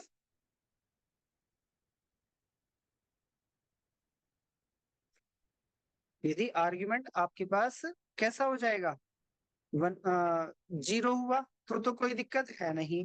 बट आर्ग्यूमेंट इसका 2 पाई हुआ तो दो वैल्यू मिलेगी कि रूट नहीं 1 मिलेगी। माइनस। हाँ सर। ठीक है, तो इसलिए हम जो डिनोमिनेटर वाली पावर है वो अंदर नहीं लेकर जा सकते, न्यूमरेटर लेकर जा सकते। हाँ जी पल्लवी, आप क्या पूछ रही हो, for negative integer also it would not hold true. अच्छा वेट अ मिनट, देखो जो मेरे पास नेगेटिव इंटीजर्स हैं, राइट, आपने लिखा e to the power iota theta की पावर -n, तो ये बेसिकली क्या बनेगा, 1 upon e to the power iota theta की पावर n बनेगा कि नहीं, राइट। इसे आप कॉम्प्लेक्स नंबर में बिल्कुल जैसे अभी काम कर रहे थे उसके लिए ओपन कर सकते हैं कि नहीं कर सकते, कोस n थीटा प्लस के iota sign n theta. Correct. अब इसके कॉन्जुगेट से ऊपर नीचे प्रोडक्ट करिए, इसके कॉन्जुगेट से ऊपर नीचे प्रोडक्ट करोगे तो ऊपर क्या मिलेगा, कोस n थीटा माइनस के i sine n theta and divided by, यहाँ से क्या आ जाएगा, कोस n थीटा का स्क्वायर प्लस के साइन n थीटा का स्क्वायर, तो वो आ गया 1। तो देखो क्या मिल गया, तो लेकर आ सकते हैं ना इंटीजर्स के लिए, रेशनल्स के लिए नहीं लेकर आ सकते। ठीक है, अब आते हैं इस वाले क्वेश्चन पे। एग्जाम के अंदर ये क्वेश्चन पूछा गया था, उन्होंने ये कहा कि आपके पास, अब इस क्वेश्चन में कहीं पे कोई मिस्टेक है या कुछ है वो भी आप एक बार देखना। हाँ नहीं है, मिस्टेक नहीं है। उसने आपसे कहा कि let n be a positive integer for a real number r greater than 1, let z theta is equal to capital R e to the power iota theta and theta runs from 0 to open 2 pi।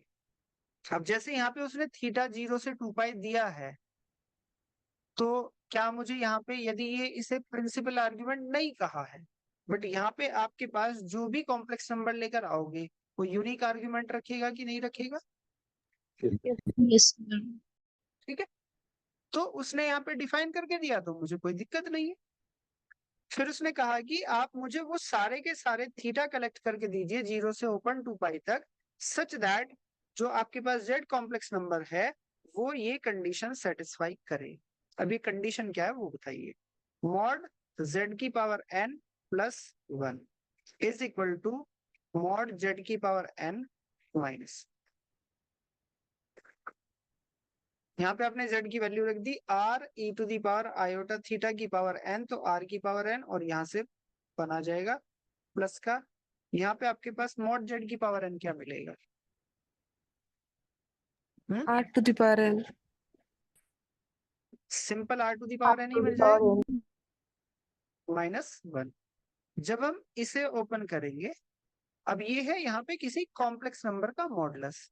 एक चीज और बताओ, आपने ये कहा कि mod z equal to r square, और आपने ये कहा कि mod z equal to r, this is vice versa, true और नॉट? Yes, sir.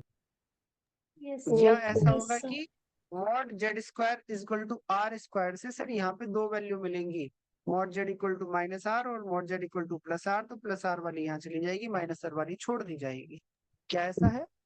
नहीं सर, मॉड ये तो No, लेंथ sir। हम बात कर रहे हैं मॉड की, क्या मॉड नेगेटिव हो सकता है? No sir. नहीं सर। आंसर मिलेगा हमेशा mod z equal to r ही मिलेगा। आपको इसे सॉल्व करना हो तो आप इसे सॉल्व कर लो, इसे सॉल्व कराए तो आप mod z equal to r लिख सकते। सही बात है। तो यहाँ पे मेरे पास सिंपल मॉड है, तो मैं दोनों तरफ स्क्वायर कर लूं तो मुझे तब भी आंसर सेम ही मिलेगा। Yes sir. Yes sir. यहाँ से मेरा हो गया काम। क्या हुआ काम? यहाँ से आपने इस कॉम्प्लेक्स नंबर को लिख लिया रियल और इमेजिनरी पार्ट में, फिर रियल पार्ट का स्क्वायर और प्लस इमेजिनरी पार्ट का स्क्वायर। तो यहाँ से आ गया रियल पार्ट आर एन और ई टू दी पावर से आ जाएगा कोस एन थीटा। ये आपका जो 1 है ये रियल पार्ट में चला जाएगा, जो इमेजिनरी पार्ट आएगा वो आएगा आर एन, और ई टू दी पावर से जो आयोटा वाला पार्ट रहेगा वो हो जाएगा साइन एन थीटा, उसकी भी पावर हो जाएगी 2। यहाँ से आपके पास हो जाएगा आर टू एन प्लस के 1 माइनस के 2 आर की पावर एन। इसे आप यहाँ से सॉल्व करके वैल्यू निकालेंगे थीटा। आगे कर लेंगे सॉल्व। सर आपके लिए छोड़ दो। हाँ जी बोलिए। सर राइट साइड में जो मॉड जेड की पावर एन है उसकी वैल्यू आर की पावर एन कैसे लिखे? ई का पावर आई थीटा कहाँ गया?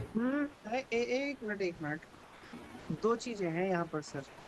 एक तो ये है, ये क्या है? ये है जेड की पावर है, राइट? और ये क्या Yes. है? ये मॉड जेड की पावर है। और जेड आपके पास क्या है? R e to the power R की आयोटा थीटा। तो yes. जब मैं इस वाले z equal to r e to the power iota theta इसकी पावर n करूंगा तो क्या मिलेगा मुझे? r की power n e to the power i n theta. Yes. और जब मैं इस पे मॉड लगाऊंगा तो क्या होगा? दोनों तरफ मॉड लगेगा तो क्या आएगा? मॉड r और mod e to the power iota theta. Mod of e to the power iota theta क्या होगा? 1 होगा कि One. नहीं होगा? Yes. One होगा तो सर। ये Yes. तो 1 हो गया। और जो मॉड r Yes. है, r तो उसने पहले से ही पॉजिटिव का है, तो r आपके पास ऐसा कैसे ही आ गया कि नहीं? Yes. Yes. अब ठीक है। Okay sir. चलिए, तो इसे आप आगे सॉल्व करके लाएंगे और फिर मुझे बताएंगे कल इसका आंसर क्या आया। ठीक है जी, ये आपके लिए छोड़ रहा हूँ। अब बात करते हैं इस वाले क्वेश्चन की। ये पूछा गया था कि इसमें प्रिंसिपल वैल्यू क्या होगी, और अब की बार तो जो पावर में कोई ऐसा भी नहीं दिया कि उसने नेचुरल नंबर दे दिया कि रेशनल नंबर दे दिया, उसने उठा के रखा है कॉम्प्लेक्स नंबर माइनस के 2 आयोटा डिवाइडेड बाई 5। तो हम इसे कैसे सॉल्व करेंगे? और प्रिंसिपल वैल्यू की बात करी है, तो प्रिंसिपल वैल्यू से इसका क्या मतलब होगा? एकदम स्ट्रिक्ट है सर। -5 to 5 प्रिंसिपल वैल्यू से मतलब होगा वो आपसे एक कॉम्प्लेक्स नंबर की कोई पावर दे रखी है उसे कैलकुलेट करा रहा है और उसमें भी उसकी प्रिंसिपल वैल्यू पूछ रहा है। तो किसी कॉम्प्लेक्स नंबर के लिए कितने आर्गुमेंट मिलते हैं? इनफाइनाइट। बट प्रिंसिपल कितने मिलते हैं? यूनिक। One. यहाँ पे आप प्रिंसिपल आर्गुमेंट क्या लेकर चलोगे? -5. पाई। बता दो, -पाई या +पाई? पाई। पाई होगा। पाई सर। पाई। तो यहाँ पे हो गया आपके पास पाई और यहाँ पे माइनस के 2 आयोटा पाई। हाँ, गलत लिख दिया, इसे कॉम्प्लेक्स फॉर्मेट में लिखेंगे ना, e to the power iota pi. अब सही है ना। Yes sir. फिर इसकी पावर माइनस के 2 आयोटा डिवाइडेड बाई पाई। हमने अभी अभी क्या पढ़ा था कि जब आप मुझे आर्ग्यूमेंट बता दो तो फिर तो मैं पावर को अंदर लेकर जा सकता हूँ या नहीं। ठीक है, यस सर। यहाँ से अब आप कर लेंगे इसे solve, e to the power iota pi into में minus time 2 iota divided by pi. Pi से पाई कैंसिल, आयोटा आयोटा से माइनस प्लस का हो गया, तो क्या बन गया e to the power. Answer कितना होगा फर्स्ट वन। आपने यदि माइनस पाई ले लिया होता तो आंसर कौन सा होता। समझ में आ गई बात, बताओ। Yes sir. बढ़िया है। nth रूट, इसकी बात आपको समझा दी हमने। ट्राइंगल इनइक्वालिटी ये तो समझा दिया यहाँ पर, ठीक है जी। ये इसकी जनरल हो गई, ये वाला देख इसे कैसे याद रखना, ठीक है बेटे।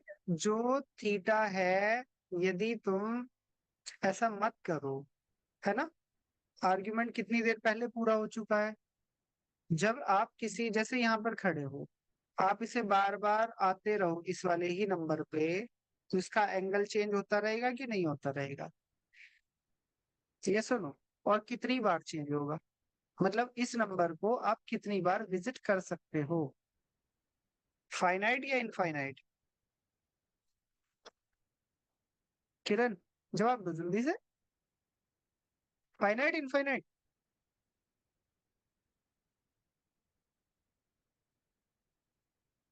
अरे बेटा जवाब दे दो, इसे फाइनाइट टाइम विजिट करोगे इनफाइनाइट। क्वेश्चन तो इनफाइनाइट। पूछा, हाँ तो जवाब भी तो दो ना मुझे, इनफाइनाइट। अब इनफाइनाइट में मुझे क्या पता है कि तुम कौन से पॉइंट से आए हो, या इनफाइनाइट में पता चल सकता है कि नहीं तुम इसी वाले पॉइंट से आए हो, इसी वाले पास से नहीं। बट यदि मैं केवल एक ही रेस्ट्रिक्ट कर दूं कि तुम एक ही राउंड लगा सकते हो बस, और एक राउंड में भी इस पॉइंट से आपने चलना स्टार्ट करा, तो वापस से जब आओगे तो इससे पहले ही खत्म हो जाओगे, स्टॉप हो जाएगा, इस वाले पॉइंट पे दोबारा जाकर नहीं खड़े हो सकते। तो फिर मुझे पता चल जाएगा कि नहीं। Yes sir. सही बात है। बस इतना ही उसने करा कि आप ये जो थीटा बार बार घूमने वाला चक्कर है इसे खत्म कर दो, इसे आप एक राउंड पे कंप्लीट कर दो। अब एक राउंड तुम कहीं से कंप्लीट कर लो, वो आपकी चॉइस है। चाहे आप इसे ऐसा कर दो कि सर हमने 0 से चलना शुरू करा और हम यहाँ तक आके रुक गए, एक ही हो गया, तो इसे क्या कहोगे, थीटा रन्स फ्रॉम 0 टू 2 पाई। ठीक है, आपने कहा कि नहीं सर हम ऐसा नहीं कर रहे, हम तो यहाँ से चलना स्टार्ट करते हैं इस वाले पॉइंट से, और हम आ गए यहाँ तक। तो अब क्या हो जाएगा, थीटा कितना एंगल होता है यहाँ पे 90 डिग्री, ठीक है, और यहाँ पे जब वापस घूम के आओगे तो कितना हो जाएगा 5 पाई बाई 2। करेक्ट, एक तरफ से तुम इसे हटा ये। तुमने कहा कि नहीं सर हमारा तो काम ऐसे भी नहीं चलता, हम तो यहाँ से चलना शुरू करेंगे और यहाँ पर आकर रुकेंगे, मतलब इस वाली लाइन से नीचे से चलना शुरू करेंगे और वापस से इस वाली लाइन पे रुक जाएंगे। तो अब थीटा क्या हो जाएगा, इस वाली लाइन पे थीटा क्या होता है। यदि थीटा तुमने कहा कि सर पाई है, तो कहाँ तक जाओगे तुम, 3 पाई तक, ठीक है। और क्योंकि बात हो रही है जनरल आर्ग्यूमेंट से, तो इस वाले नंबर का आर्ग्यूमेंट माइनस पाई भी हो सकता है कि नहीं हो सकता, बोलो। थीटा प्लस यस के सर। माइनस 1 के लिए n की जगह -1 रख दिया, तो क्या हो जाएगा, यहाँ से माइनस पाई मिल जाएगा कि नहीं मिल जाएगा। तो अब क्या हो गया, सॉरी माइनस पाई से पाई, ये भी आपके पास क्या मिला,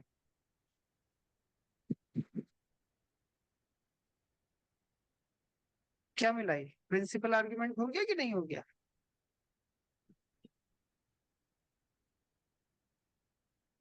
तो किसी भी तरीके से चल लो, आपके पास सेम मिलेगा, कोई दिक्कत ही नहीं है। ठीक है,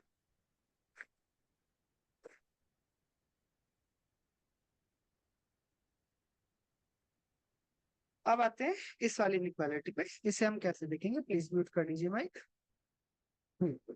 जैसे हमने ये वाली बात तो कर ली कि जो ट्रायंगल इनइक्वालिटी है वो तो ऐसे सेटिस्फाई होती है कि less than equal to mod z1 plus के मॉड z। बट जब हम इस पर डिफरेंस करते हैं तो वो कैसे होती है बराबर?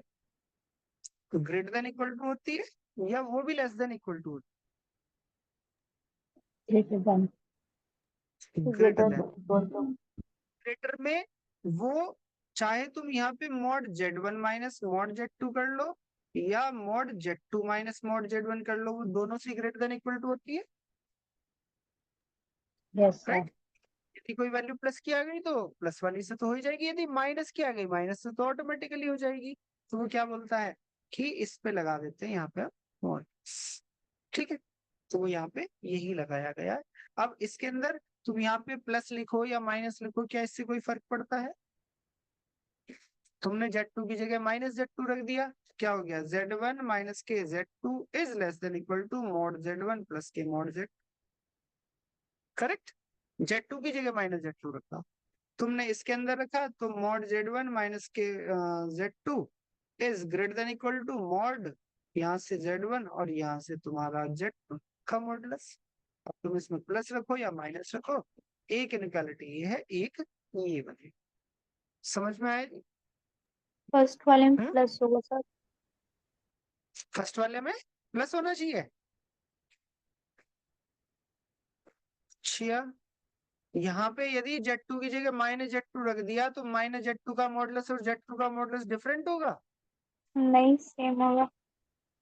तो दोनों के लिए काम करेगी कि नहीं करेगी?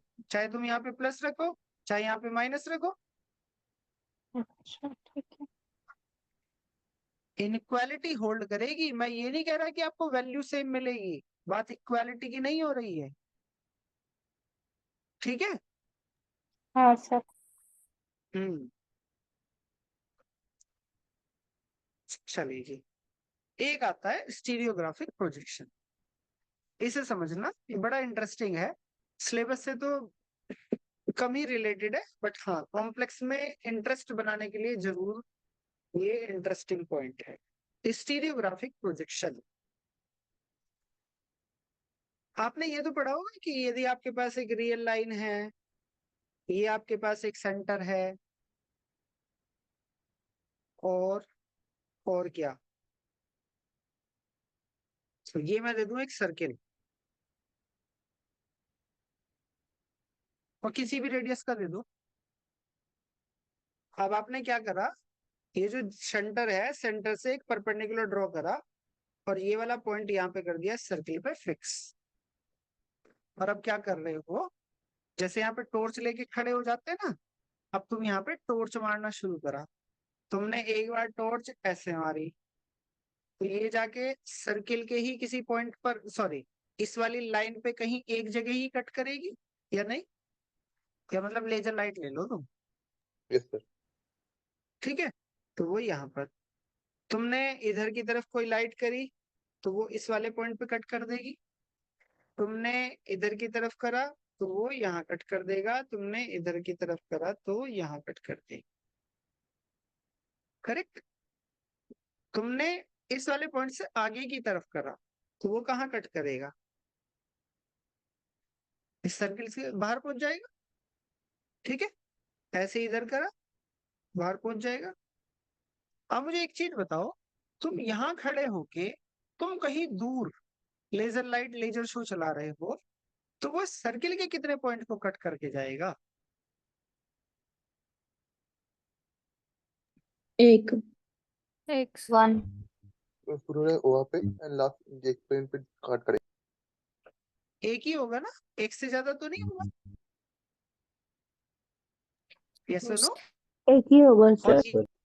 हाँ, और यदि मैं तुम्हें रियल लाइन पे कितनी भी दूर कोई एक पॉइंट दूं और उसे उठा के इस वाले पॉइंट से मिला दूं, तो क्या इस सर्किल को कट करेगी कि नहीं करेगी किसी पॉइंट पे? करेगी सर। Yes sir.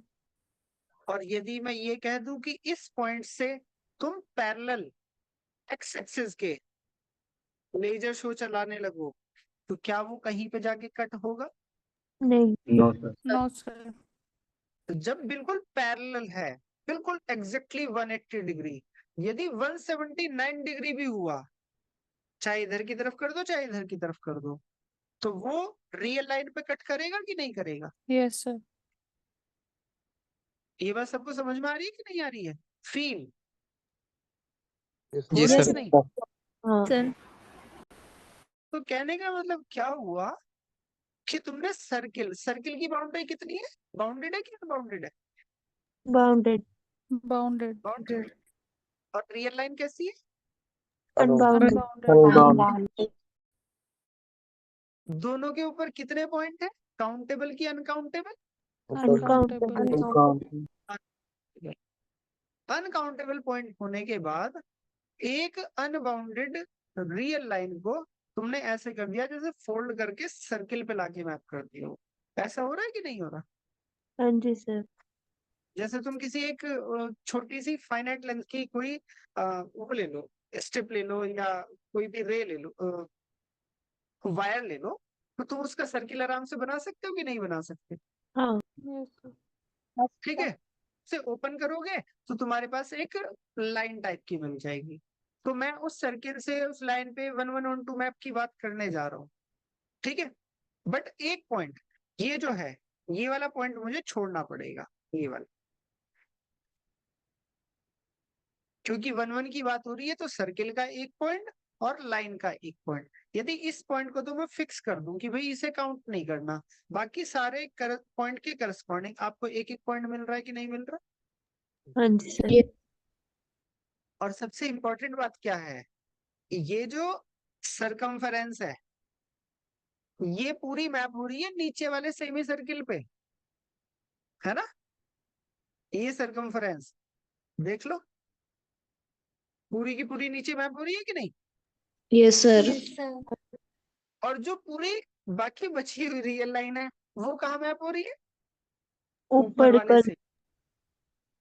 ठीक, अब जब हम इसी तरह का पार्ट प्ले करते हैं कहां पर?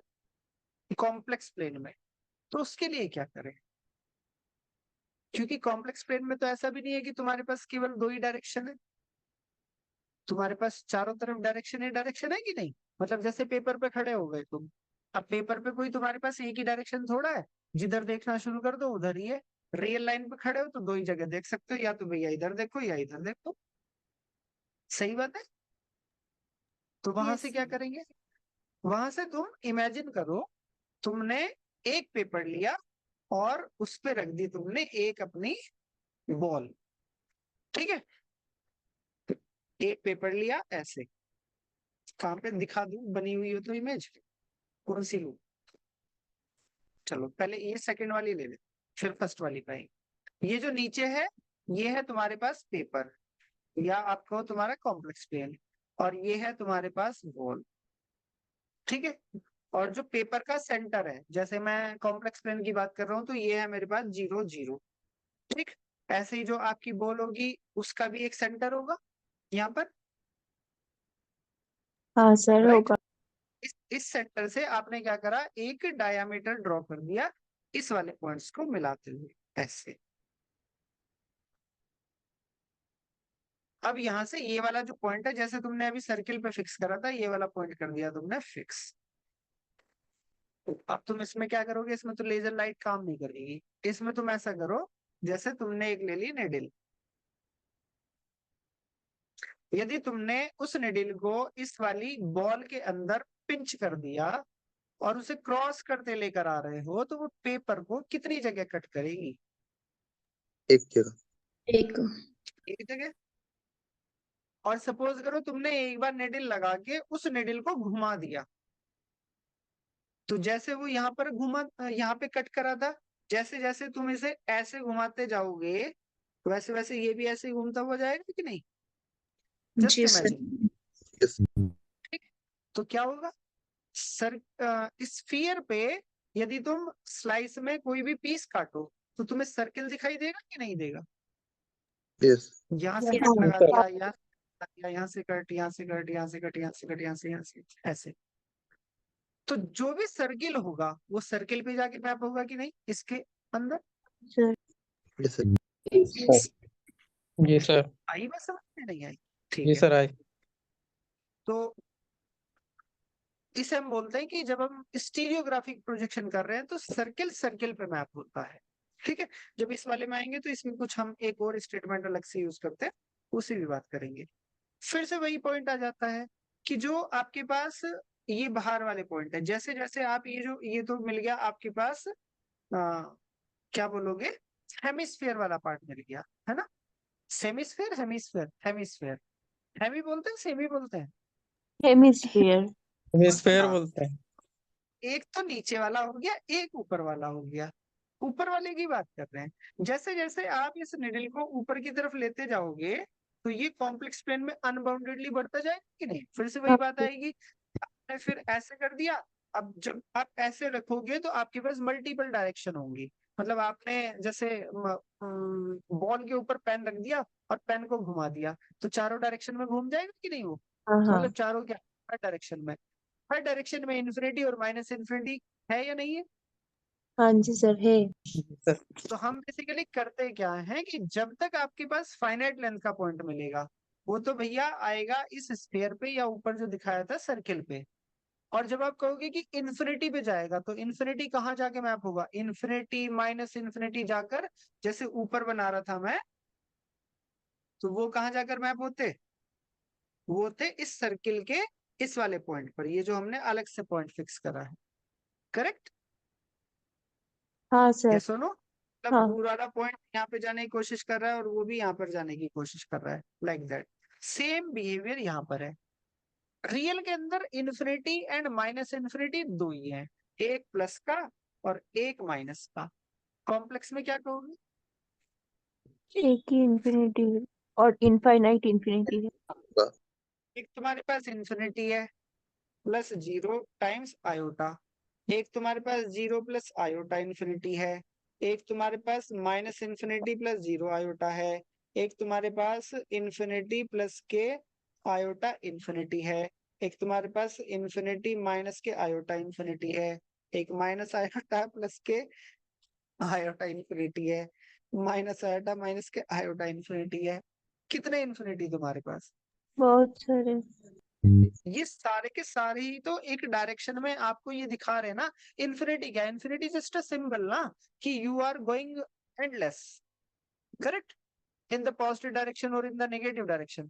कॉम्प्लेक्स में डायरेक्शन जैसा कोई मैटर है ही नहीं कि लेफ्ट है राइट है ऐसा कुछ। ठीक, तो कॉम्प्लेक्स में होंगे आपके पास बहुत सारे इन्फिनिटी। तो फिर क्या करूं? अब तुमने कहा इन्फिनिटी रियल में समझ में आता है कि हाँ सर प्लस की तरफ से कि माइनस की तरफ से, समझ में आ गया। इसमें क्या समझोगे? तो फिर हम क्या बोलते हैं? इसे बोलते हैं द इन्फिनिटी, इसे बोलते हैं नॉर्थ पोल। और इस पे जो आकर मैप होता है उसे रिप्रेजेंट करते हैं इन्फिनिटी से, और इसे बोलते हैं द पॉइंट एट इन्फिनिटी। समझ में आया?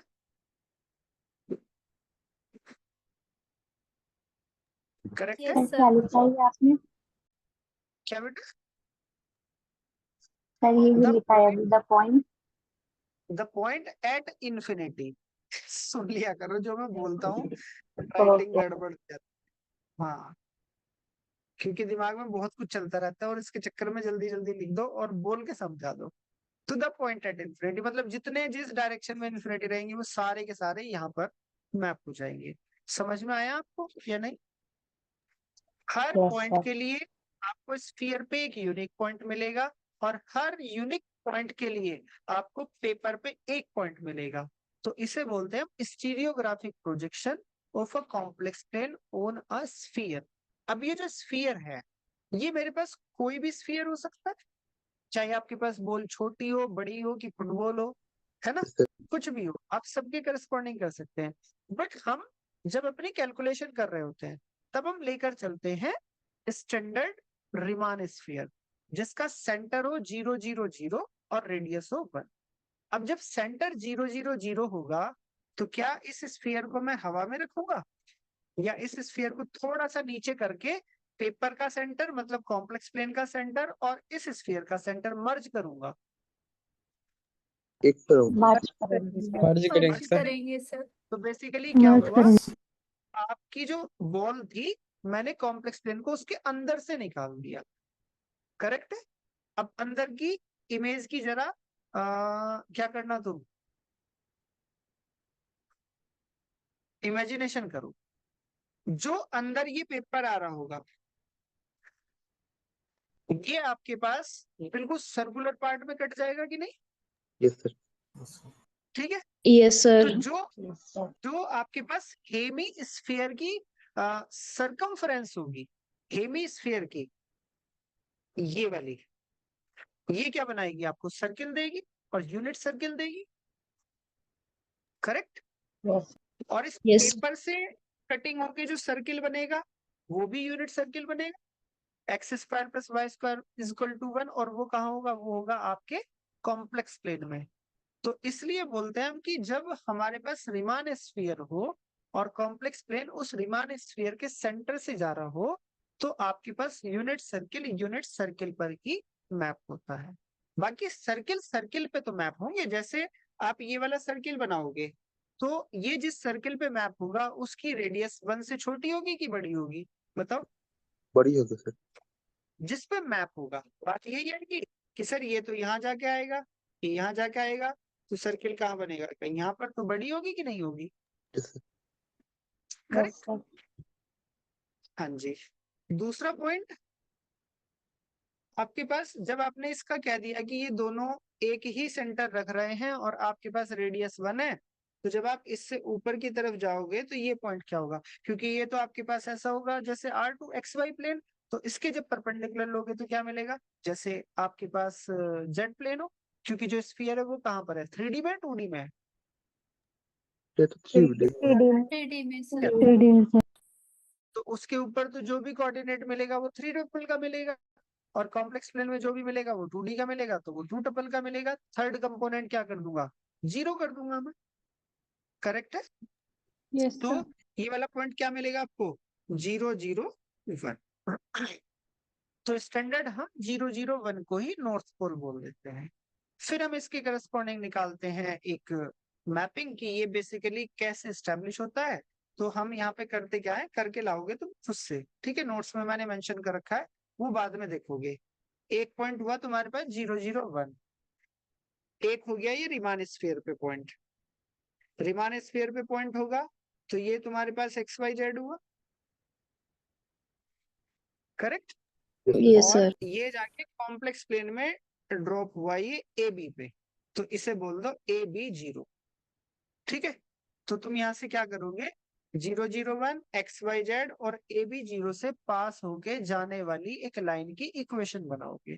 बना सकते हो कि नहीं बना सकते? Yes sir. तो फॉर्म में है ना, x माइनस ए और फिर 0 माइनस ए करके फिर डिवाइडेड बाय 0 माइनस ए, कि आप पहले पॉइंट स्लोप निकालो, दूसरे पे और तीसरे पे, सब पे क्या होनी चाहिए, स्लोप सेम होनी चाहिए। करेक्ट है कि नहीं है, स्लोप फॉर्म में। यस तो सर। वहां से आप यदि मुझे XYZ दे दोगे तो मैं ए बी बता दूंगा आपको, और आप मुझे ए बी दे दोगे तो मैं क्या करूंगा, XYZ बता दूंगा। राइट। तो यहाँ से मेरे पास क्या हो जाएगी, मेरे पास हो जाएगी Riemann sphere, x square plus के y square plus z square is equal to 1, this is called Riemann sphere. ठीक है। तो जब आप इसे सॉल्व करोगे तो XYZ का रिलेशन आपके पास यहाँ से भी रहेगा, तो आप इसे भी सॉल्व करो, इसके साथ ही सॉल्व। ठीक है। यहाँ पे मैंने इसका आपको और फिर मल्टीपल फिगर्स बना के दी कि आपने पेपर को बॉल के ऊपर रख दिया, आपने बॉल को हैंग करके फिर पेपर को नीचे रख दिया, तो हर केस में आप स्टीरियोग्राफिक प्रोजेक्शन बना सकते हो कि नहीं बना सकते, यस सर। है ना? बट जो कैलकुलेशन है वो कैलकुलेशन हमारी इससे सबसे आसान मिलेगी। बस इतना है, इसका और कोई लॉजिक नहीं है कि ये इसके अंदर से ही पास होकर जाना चाहिए। ठीक है। तो ये पॉइंट पूछ लिया जाता है कि जब हम स्टीरियोग्राफिक प्रोजेक्शन करते हैं, तो जब हम इक्वेशन ड्राइव करते हैं, तो इक्वेशन ड्राइव करते वक्त आप यही सारा काम करके दिखाओगे, भले ही आप इस फिगर को ना बनाओ। तो फिर ये पूछ लेते हैं कि ये जो हम पूरी कैलकुलेशन कर रहे हैं, क्या ये एक पर्टिकुलर सिचुएशन के लिए है, या मैं आपको कोई भी स्फीयर दे दूं उसके करस्पॉन्डिंग है। तो ये किसके करस्पॉन्डिंग होगी? Riemann Riemann sphere, sphere. and when your plane is passing through the center of Riemann sphere, correct? ये है आपकी इक्वेशन जिसके लिए मैं आपसे बात कर रहा था, ठीक है। स्लोप फॉर्म, जब ये तीनों के तीनों रेशो बराबर हैं, तो ये किसी एक कांस्टेंट के बराबर हो जाएंगे। यहाँ से उस कांस्टेंट की वैल्यू कैसे निकालोगे आप? इस वाली इक्वेशन को यूज करके, इस वाली इक्वेशन को यूज करके फिर वहां से आप x की, y की और z की वैल्यू बता देंगे, आपके पास आंसर आ जाएगा। ठीक है जी। एक चीज और इसमें देखना, ये भी इंटरेस्टिंग पॉइंट है इसका। इस पे आ जाते हैं वापस से इमेज पे।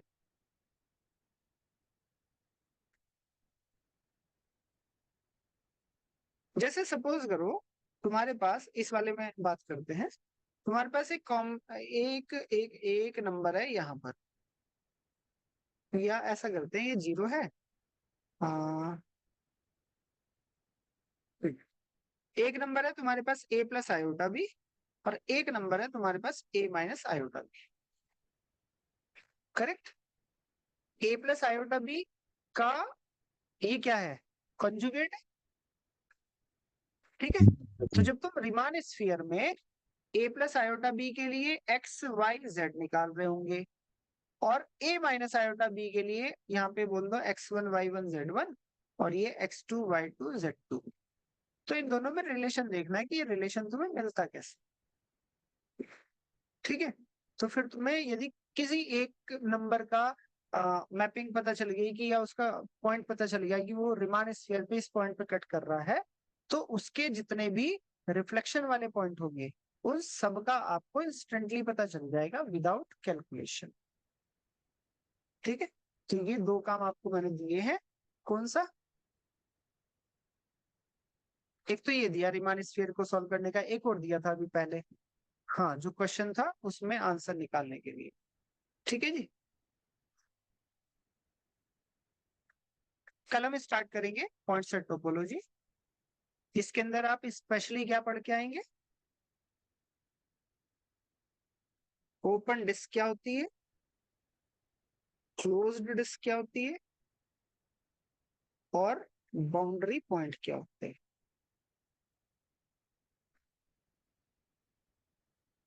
साथ में